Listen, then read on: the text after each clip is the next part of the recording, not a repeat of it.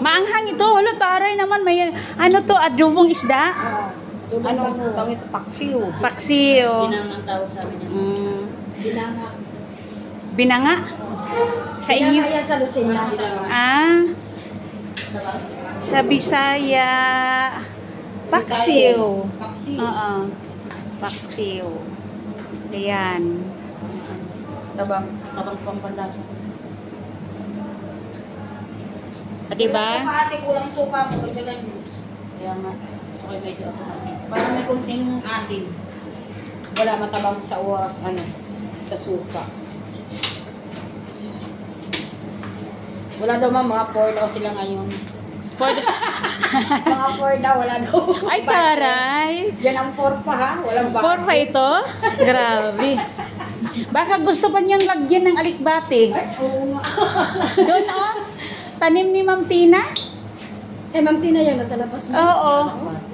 Alikbati. Malalaki nga yung alokbati yun. 4 pa daw yan, 4. Wala daw sila ngayong budget. Oh, ano ha? Ano ha?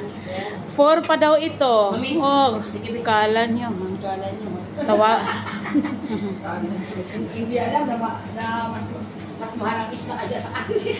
Oo nga. Oh, okay na. Okay na? Sakto lang asin. Oh, ano? Kulang ang asin? Sakto lang. Yung Hindi kasi oh, okay na. Hindi kasi masarap yung maraming asin. Okay na yan. oh, ano na. Yung nanglait sa akin, mas mahal pa ang isda sa inyo, Day. Bakit na palang forma, ano ha? Ha? Bakit sa? Oh, ito na-stress. Doble-dobleng stress ko kahapon, di ba? Ito yun.